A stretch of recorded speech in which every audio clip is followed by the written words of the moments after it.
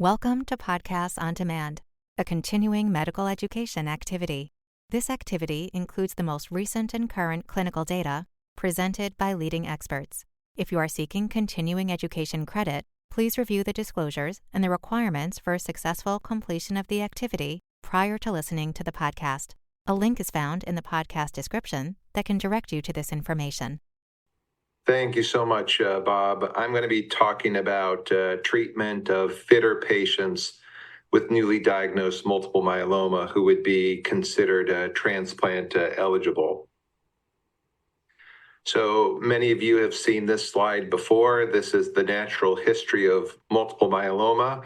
To make a long story short, the disease typically starts in a precursor phase of MGUS, or smoldering multiple myeloma, and then converts to active multiple myeloma as defined by what Dr. Orlowski, previously reviewed. At the time of active multiple myeloma, we treat with first-line therapy, and the goal here is to achieve a deep response, ameliorate symptoms of the disease, and provide them with the longest remission possible. But for the vast majority of patients, they will ultimately relapse. And with subsequent therapies, the duration of remission tends to be increasingly short, although the bispecific antibodies in CAR T-cell therapy have made that calculus a little bit more complicated.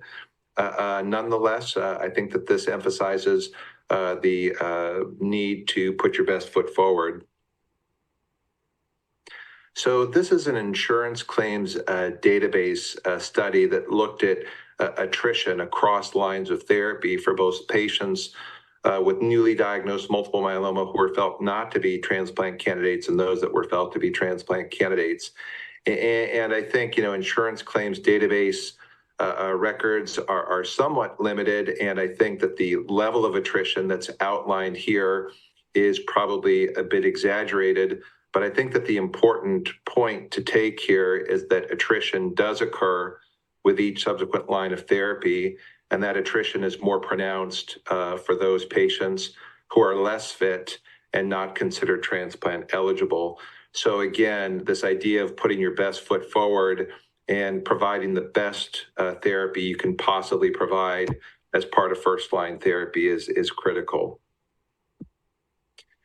So this cartoon here just basically outlines, the fact that, for many patients, achievement of a deep response, and in particular, a measurable residual disease negative response, is oftentimes associated with a longer duration of remission. And certainly clinical trials that have shown improvements in MRD negativity in one arm of the study versus the other have typically translated into improvements in progression-free survival, and in many cases as well, overall survival as well. And when MRD has been tested as a prognostic marker, it is always very strongly associated with progression-free and overall survival. So as far as therapies for the fitter patients with newly diagnosed multiple myeloma, we have our proteasome inhibitors. And in this particular situation, bortezomib and carfilzomib are used most frequently, with ixazomib typically relegated to early relapse. We have our immunomodulatory agents, and thalidomide is not used so much in the US at this point, with lenalidomide being the IMiD for newly diagnosed patients that's preferentially used in the US, and pomalidomide used in early and later relapses. We have the monoclonal antibodies, including daratumumab, although we'll be showing you data in the newly diagnosed setting with the CD38 antibody isatuximab as well. And then we have our lovely corticosteroids, specifically dexamethasone. And we have 3 drug regimens that I will briefly review, and then we'll be spending a lot of time talking about the 4 drug regimens that have been emerging in the recent past. So there are a number of different considerations when you're choosing induction therapy for a patient with newly diagnosed myeloma. There's those patient-related factors, and that includes age or fitness. And obviously, since I'm talking about transplant-eligible patients, we're talking about a fitter patient population. When you're considering transplant, does that individual have caregiver support? Are there comorbidities in place that would preclude the safe application of high-dose melphalan chemotherapy? Can the patient adhere to frequent visits that occur after the transplant is complete? What is the patient's preference from a lifestyle perspective, and what is their performance status? And again, getting back to this frailty score, how fit or frail is the patient? There's the disease-related factors, which include, standard risk versus high-risk cytogenetics and genomic markers, the presence of extramedullary disease or plasma cell leukemia, the severity of clinical symptoms as assessed by CRAB, and then staging as well. And then there's the treatment-related factors, which includes access to standards of care therapy, costs and copay, route of administration, clinical trial availability, and toxicities that may overlap with some of the underlying comorbidities that the patient may harbor. So I'm going to start off with the determination study to just kind of set the foundation here. So determination was a study that was very similar to an IFM trial that was conducted at the same time, which looked at the triplet of lenalidomide, bortezomib, and dexamethasone with either an upfront transplant or a transplant that was deferred until relapse. So for those patients that received the upfront transplant arm, they got 3 cycles of induction RVD therapy, transplant, 2 cycles of post-transplant RVD consolidation, followed by lenalidomide maintenance until disease progression or the development of unacceptable side effects. The patients assigned to the deferred transplant arm got 8 cycles of lenalidomide, bortezomib, and dexamethasone, followed by lenalidomide maintenance until disease progression or the emergence of unacceptable side effects. The primary endpoint of the study was progression-free survival, with secondary endpoints including response, depth of response, overall survival, quality of life, and safety. So not surprisingly, application of upfront autologous stem cell transplantation to the RVD induction therapy led to a slightly more than 20-month improvement in median progression-free survival. That said, when you look at overall survival with long median follow-up, it is very similar, if not identical, between the 2 arms. And this has led to the really key piece of shared decision-making in this process, when making a decision as to whether or not a patient is going to pursue an upfront transplant or not. At least at our center at Levine Cancer Institute, for those patients that have high-risk disease biology, we strongly encourage upfront transplant for that group of patients because the improvement in progression-free survival is more pronounced. We also encourage that in patients who are perhaps older, perhaps in their mid-60s going into their 70s, because as you'll see in a moment, the progression-free survival is so long, if you don't transplant those patients up front, you may not have that opportunity subsequently. And as I always tell patients, transplant is always easier to tolerate when it's done as part of frontline therapy as opposed to the relapse scenario. So perhaps surprisingly, when you look at best response to treatment in this study, by traditional IMWG criteria, there was not a statistically significant difference in achievement of very good partial response or better in the transplant arm, nor was there a significant improvement in achievement of complete response or better. That said, that there was a higher rate of MRD negativity in the transplant arm, about 54% versus just about a third of those that did not get the upfront transplant. Now, on the right of the slide, you can see outcomes by MRD status, whether you got transplanted up front or not. And as you can see on the top 2 curves, if you achieved MRD negativity, regardless of how you got there, your progression-free survival was similar. If you were not MRD negative, the transplant arm clearly did better from a PFS perspective. The only caveat to this data is that this is a subset of the patients in this particular study, and this was not routinely assessed in all patients on this trial. Now, what about 4-drug therapies? Now, at the time of the IFM trial and determination, RVD was not considered a standard of care regimen globally. So the Cassiopeia trial was built to see if the addition of the CD38 antibody daratumumab would improve upon a globally approved induction strategy for transplant-eligible myeloma patients, specifically bortezomib, thalidomide, and dexamethasone. So the control arm got 4 cycles of VTD induction, followed by a transplant, 2 cycles of VTD post-transplant consolidation. The patients in the daratumumab arm received the same backbone therapy with the inclusion of daratumumab into both the induction and the post-transplant consolidation. Now, interestingly, in the study, there was a second randomization as well to either no maintenance therapy or daratumumab maintenance therapy administered once every 8 weeks for a total of 2 years.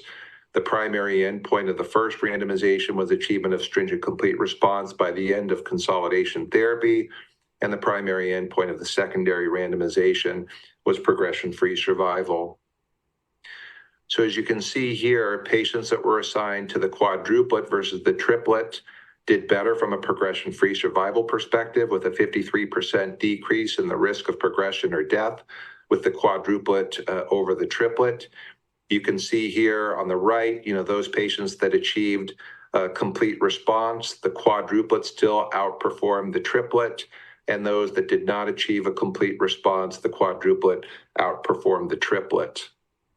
Now, with regards to daratumumab maintenance therapy versus no maintenance therapy, not surprisingly, daratumumab won in this particular instance with a 47% reduction in the risk of progression or death with application of daratumumab every 8 weeks for a total of 2 years.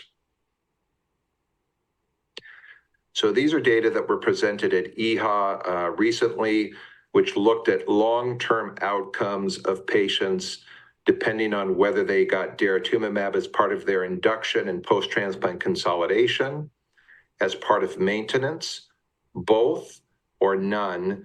And as you can see here, the green line, which is patients who got no daratumumab, either in induction, consolidation, or maintenance, they did the worst from a median progression-free survival at 32.7 months. Now, the other 3 groups that got daratumumab, either during induction and consolidation and maintenance, or one or the other, all of them did very well from a progression-free survival perspective. But as you can see with long follow-up, the patients who got daratumumab as part of the initial induction and consolidation and maintenance therapy did the best from a progression-free survival perspective. And when you compare the PFS for the patients that got daratumumab as part of induction and consolidation and maintenance to those that got daratumumab as part of induction and consolidation and not in maintenance, there was a statistically significant difference with regards to PFS. So now we come to a polling question. So in the Cassiopeia trial, the addition of which one of the following agents to VTD was associated with improved progression-free survival? A, carfilzomib, B, daratumumab, C, isatuximab, or D, elotuzumab. And the overwhelming majority of folks have chosen daratumumab as the answer, which is absolutely correct. So a very well-versed audience.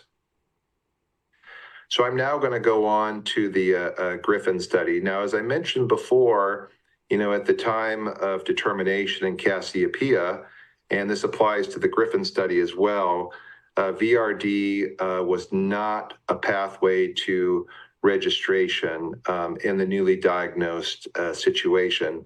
The SWOG S0777 trial completely changed that, but these studies were designed prior to those data reading out. So what we wanted to do with the Griffin trial was basically complement what was being done with Cassiopeia globally and allow the VRD backbone, not VTD, but VRD, to potentially be used in combination with daratumumab in the US. So Griffin was a randomized phase 2 study that looked at VRD with or without daratumumab for newly diagnosed patients who were transplant eligible. The control arm got 4 cycles of VRD prior to transplant, 2 cycles of VRD post-transplant, and then went on to lenalidomide maintenance until disease progression or the emergence of unacceptable side effects. The control arm got the very same. However, they got daratumumab as part of induction, post-consolidation therapy after transplant, and they got daratumumab for the first 2 years of maintenance therapy. The experimental arm was allowed to continue single-agent lenalidomide beyond the 2-year time point. And the primary endpoint of this study was achievement of stringent complete response by the end of consolidation, with other endpoints including progression-free and overall survival, as well as safety and patient-reported outcomes. So when we look at depth of response, post-consolidation, you can see here that achievement of stringent complete response was achieved in 42.4% of those that got the quadruplet versus 32% for those that got the triplet, and this was statistically significant. However, with longer follow-up, the rates of stringent complete response improved and increased to nearly 63% for those that got the quadruplet versus a little over 45% for those that got the triplet. And not surprisingly, MRD data very much mirrored what we saw with regards to complete response.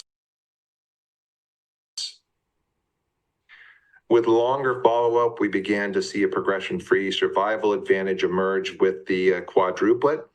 So specifically, when you look at 4-year progression-free survival, that was an unprecedented 87.2% in the quadruplet arm versus 70% for the triplet.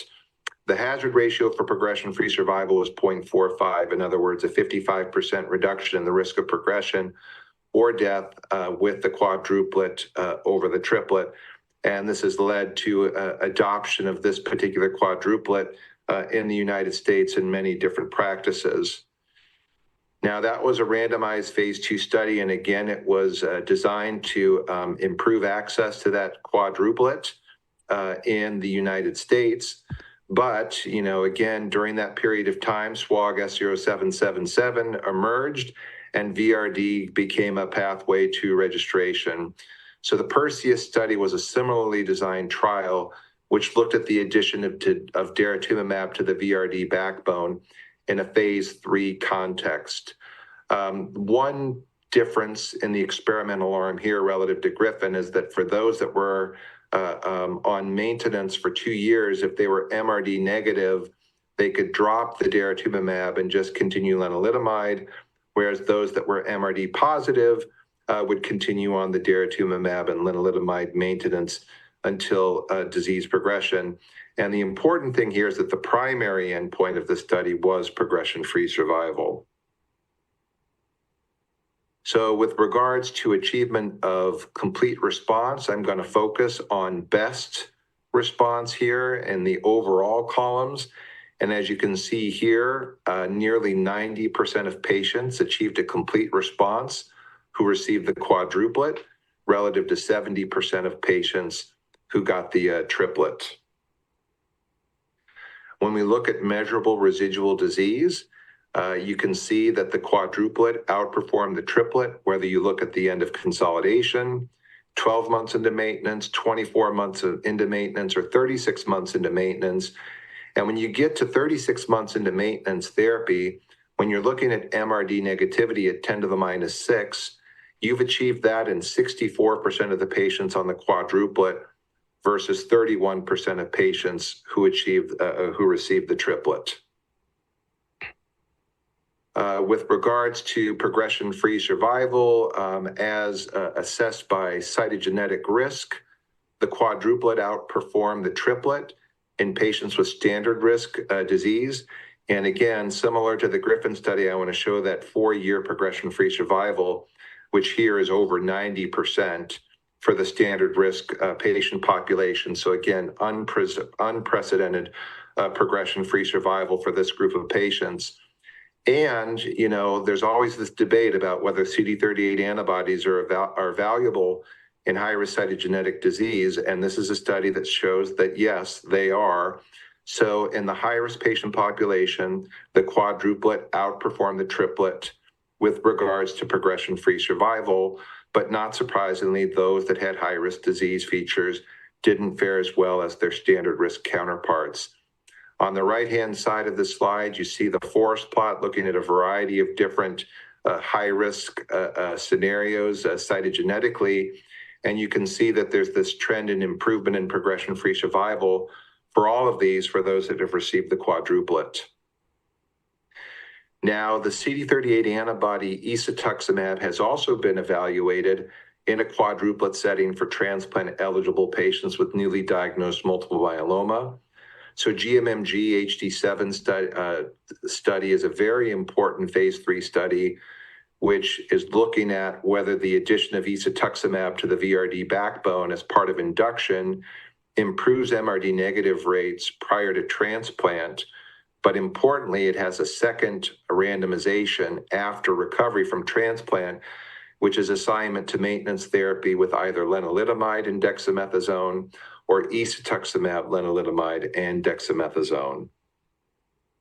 And in this particular study, as you can see on the left, achievement of MRD negativity at 10 to the minus 5 level of sensitivity was achieved in 50% of the patients after 18 weeks of induction therapy, compared to 35.6% for those that received the triplet. And not surprisingly, when you look at very good partial response rates or better, the quadruplet outperformed the triplet. And at the EHA meeting just a couple of weeks ago, with longer follow-up and evaluation of MRD negativity after recovery from transplant, the rates of MRD negativity increased in both arms of the study, not surprisingly, but continued to favor the quadruplet arm at 72% versus 56% for those that received the triplet. Now, the Skylark trial is a study that Dr. Raje is familiar with. This is out of Boston. This is a single-arm phase 2 study that's looking at isatuximab with carfilzomib, lenalidomide, and dexamethasone for newly diagnosed myeloma patients. This was a study of 50 patients, and they looked at response rates, after 4 cycles of induction therapy and after induction and consolidation. And what you can see here is that the overall response rate was 90%. And by completion of consolidation therapy, close to 60% of patients had achieved a complete response. And the 2-year progression-free survival was a remarkable 91.3%, and overall survival close to 96%. So the ISKIA trial is a randomized phase 3 trial looking at the addition of isatuximab to the KRD backbone in patients with newly diagnosed myeloma who are eligible for transplant. So the control arm received 4 cycles of induction KRD, transplant, 4 cycles of post-transplant KRD consolidation, and then 12 cycles of KRD consolidation / continuation therapy. The experimental arm received very much the same, but had isatuximab incorporated into the induction, the post-transplant consolidation, and the 12 cycles of light consolidation. And as you can see here on the right-hand side of the slide, MRD negative rates were better with the quadruplet versus the triplet. And I want to point out the 77% MRD negative rate after consolidation therapy in the quadruplet arm. That's at 10 to the minus 5 level of sensitivity, but the rates of MRD negativity at 10 to the minus 6 were actually close to 65% of the patients in the study, which is really quite remarkable and quite brisk. All right, so case 1, a 60-year-old patient with newly diagnosed multiple myeloma. So this is a African-American male who is presented with thoracic compression fracture, noted to have an IgG kappa M protein of 4.2 grams per deciliter and anemia. Bone marrow reveals 60% plasmacytosis with hyperdiploid cytogenetics. There are no other cytogenetic abnormalities, and the patient undergoes a T6 kyphoplasty. So as Dr. Orlowski showed us earlier, this is a standard risk patient They're young. We're not given any information about comorbidities. So presumably this is a transplant-eligible patient with newly diagnosed multiple myeloma. So the polling question is, which one of the following treatment approaches is a reasonable strategy for a 60-year-old patient with standard risk newly diagnosed myeloma who's eligible for transplantation?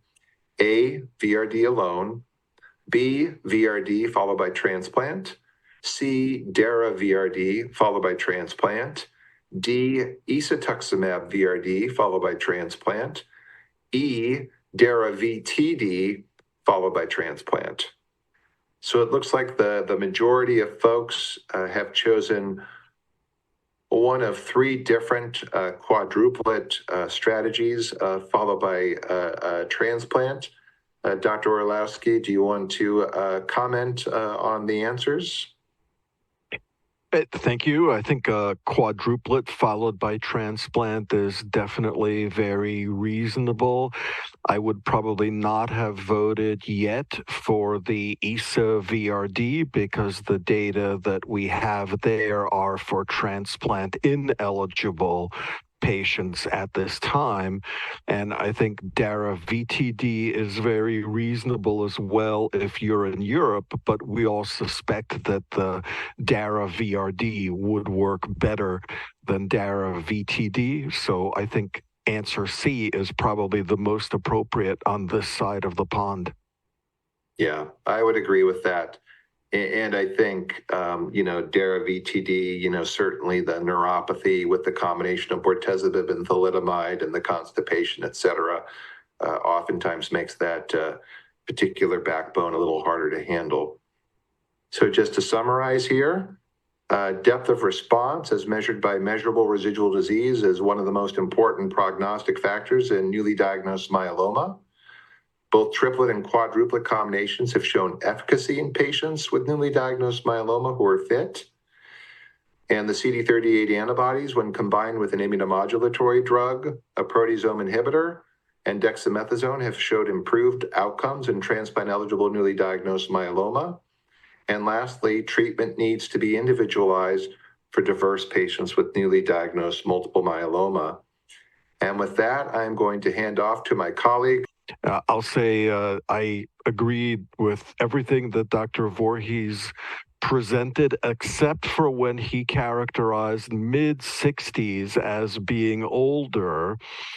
So that gives you some idea about where I stand as opposed to where he stands in the age bracket. But thank you for a great presentation, and I'm going to go through treatment options for non-frail patients with high-risk molecular features. And I think one of the really interesting studies in this space was the so-called MASTER trial, where you can see that patients with newly diagnosed disease, good performance status, and creatinine clearance, and without cardiopulmonary disease or other malignancies got induction with Dara KRD for 4 cycles. Then they got stem cell transplant. There were MRD assessments that were performed at 10 to the minus fifth. And then patients could go on to get Dara KRD consolidation for additional cycles, followed by lenalidomide maintenance. And one of the interesting definitions here was this so-called MRD sure group.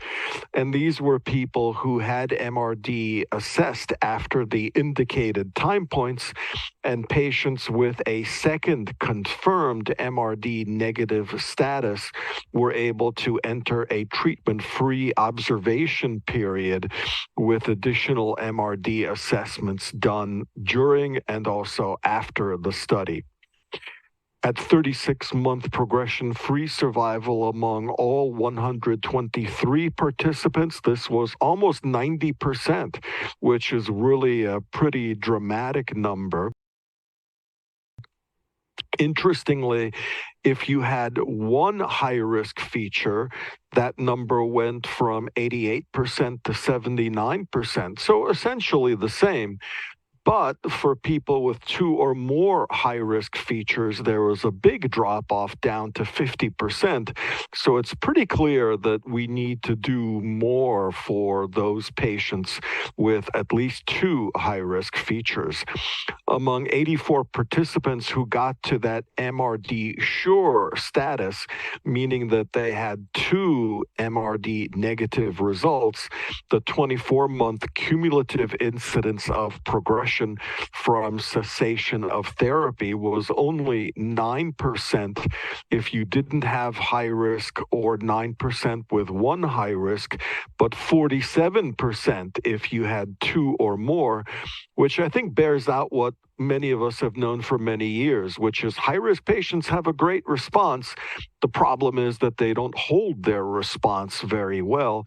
And out of 61 participants that were comprising 52% of the 118 MRD evaluable participants, 73% of 84 who reached MRD sure remained free of therapy and MRD negative, which I think supports the use of MRD in part as a treatment decision point. There also was the Manhattan trial.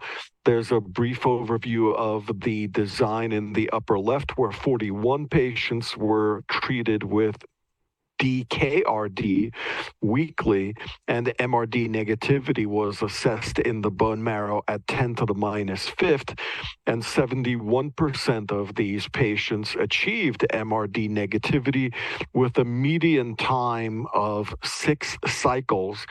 That actually may be a little bit more than is our general standard of care. Many people will do 4 cycles and then move on. Maybe we need to do more. Secondary endpoints included overall response and VGPR or CR rates, and these were really outstanding at 100% ORR and 95% VGPR or CR. There was a time when we couldn't achieve 100% partial response or better. So now that we're able to do that, and almost everybody achieves CR, is really exciting.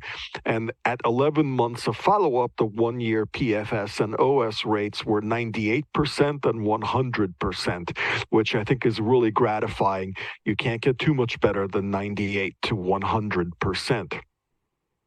Another interesting study in this space was the IFM 2018-04 study, where again, DKRD induction and consolidation was used with tandem transplantation. You can see the flow, which included an initial evaluation. 50 patients with untreated high-risk myeloma were included. 36 of these patients, or 72%, did both stem cell transplants. As you would imagine, the responses deepened over time, with an overall response rate before maintenance of 100% and 81% achieving CR. And among evaluable patients, prior to maintenance, almost all of them were MRD negative, and this was now by NGS. So this is 10 to the minus 6th as opposed to 10 to the minus 5th. And after a median follow-up of 32 months, the 24-month PFS was 87%, and the 24-month overall survival rate was 94%. So certainly a very intensive therapy, but definitely one that gives very attractive outcome results. So here's a polling question. Which one of the following trials that we just reviewed reported deepened responses with DKRD induction and consolidation, followed by tandem or double transplantation in newly diagnosed multiple myeloma? And your options are A, the MASTER study, B, the Manhattan trial, C is the IFM 2018-04, D is the Griffin study that you heard about from Dr. Voorhees in the previous segment. And since he was the leader of that study, there was nobody better to tell you about that than he. And then choice E was the Cassiopeia study, which you also heard about from Dr. Voorhees. Dr. Raje, maybe you could walk us through which of these is the best answer to this question? Sure. So this is, have I been keeping awake through this presentation, Bob, is the question. I think the trial design, which is the IFM 2018-04, was the trial which actually included the tandem transplants. So the question here was plus double transplant, which would be the tandem transplant. Master had one transplant. Manhattan, I think a lot of these patients were transplant deferred, and Cassiopeia and Griffin had one single transplant. So for that reason, I think the correct option here would be C. And in high-risk disease, I think that's the one place where tandem transplant has shown to be of benefit. And by the way, for the record, I had no doubt about the fact that you were awake and you know your stuff so well that even if you had been asleep, you would know the answer to this question. Moving forward, I think another study that was interesting in this space was this German so-called concept trial. Now we're getting into some of the isatuximab data. This was ISA with KRD in transplant-eligible patients with high-risk disease. And you can see there were 125 patients who were in two different arms. This was not a randomization. This was based on the age of the patients. So you can see the top group were patients who were 70 or younger, not older, and they got ISA-KR for 6 cycles, followed by transplant, then ISA-KRD, and then ISA-KR. And for those patients that were not felt to be eligible for transplant and over 70, they got VRD induction, no transplant, ISA-KRD consolidation, and then ISA-KR as a maintenance. Here are some of the response rate and MRD negativity data. On the top, you can see for the transplant-eligible patients, or Arm A, with about 100 patients, as you would expect, you got deeper and deeper responses the further into treatment that you got, and 73% of patients by the end of consolidation were in a complete response. Then on the right side, you see what happened to the ineligible for transplant patients, where the complete response rate isn't quite as good, but still pretty robust at 58%. And on the bottom left is the MRD negative rate, which was 2/3 of patients with the transplant eligible group who got transplant, and about half of people in the ineligible group who did not get transplantation. Over on the right, you can see the progression-free survival rates after 1, 2, and 3 years. So 86, 78, and about 70% PFS rates for TE, or transplant-eligible patients. And as you would expect, the numbers were a little bit lower for the transplant-ineligible patients. And the 1 and 2 year overall survival rates were quite good as well. So here is case 2, which is that of a 56-year-old female who originally presented with increasing fatigue and is found to have a macrocytic anemia, but her physician decides to look further and finds an IgA lambda monoclonal protein of 3.8 grams, and a bone marrow shows 40% involvement with both a 414 translocation and a gain of chromosome 1q, which would definitely put her into the high-risk group, and she does not have evidence of bony disease, but nonetheless is a high-risk patient, and based both on her youth as well as apparent lack of other comorbid factors, would definitely be considered to be transplant eligible. So which of these would be your induction regimen? Again, for initial treatment of a 56-year-old lady with high-risk disease who is transplant eligible.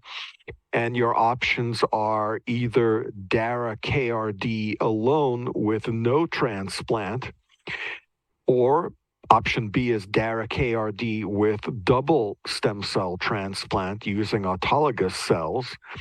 Option 3 is ESA-KRD alone. Option 4 or D is ESA-KRD with stem cell transplant. And then option E is ESA with a VRD. Most people voting either for DARA-KRD and double transplant or ESA-KRD with one transplant. So, Dr. Voorhees, I'll punt this over to you. Maybe you can walk us through what you would do in this setting.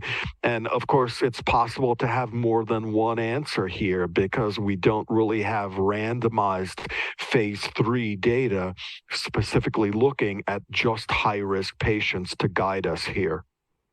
Yeah, no, I would agree with that. And I think that the two most popular choices are both correct answers in this particular case. I think what the question is getting at is that this particular patient, if I remember correctly, has ultra high risk disease with two high risk cytogenetic features. And we actually had done a retrospective analysis of patients treated on Master and Griffin and looked at those with 0, 1, or 2 or more high risk cytogenetic features.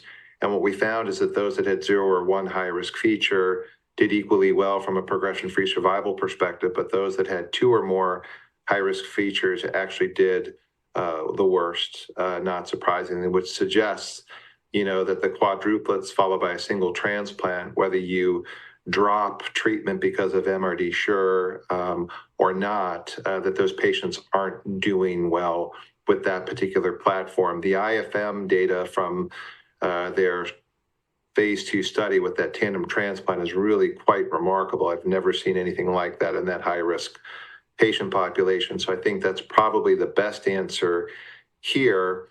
I would argue that a clinical trial, possibly incorporating a bispecific or CAR T-cell based, consolidation of some kind, would be the best choice for this particular patient. Definitely a good answer. Dr. Raje, I'll also ask you because, of course, we do have approval for a number of VRD DARA combinations in newly diagnosed patients, but not for DARA-KRD. Is your preference for high-risk patients to use V or K in that setting? So, as Pete pointed out, Bob, the younger, fitter patient with specifically this particular patient with 2 high-risk features, we tend to use carfilzomib. We've done the Skylark trial, which was highlighted earlier, and ESA-KRD is extremely well tolerated. Certainly would recommend an autologous stem cell transplant. Whether or not a double transplant is absolutely essential is something we can debate a little bit about, because what we tend to do in the United States in somebody like this, I think what the Master study taught us is you cannot in these patients use MRD sure to stop treatment, and patients with such ultra high risk disease post the transplant, we would use double kind of maintenance. We would use lenalidomide with the proteasome inhibitor. And that's where I think the question of do we need that double transplant is still, in my mind, an open question. And so certainly ESA-KRD with transplant followed by dual maintenance with a PI and an IMiD would be something I would consider. The Midas trial that the IFM is conducting will actually look at this question. So they're taking patients with newly diagnosed myeloma and treating them with ESA-KRD induction therapy. And for those that remain MRD positive after completion of that induction, they're either assigned to continued treatment as prescribed, which is a single transplant followed by maintenance, or escalation of their therapy to tandem transplant followed by maintenance. And that arm of that particular trial will help answer the question of the value of the tandem transplant. But I agree, it is definitely up for debate at this time. Very good discussion, and I think the summary is shown here, which is that quadruplet regimens have shown great efficacy in high-risk disease, although the ultra-high risk, as you've seen, are people that we still need to do more for, and MRD negativity is a key response assessment tool. Thank you for joining us in this episode of Integrating Quadruplet Regimens in Newly Diagnosed Multiple Myeloma. Please return to the landing page to access the third episode of this podcast series.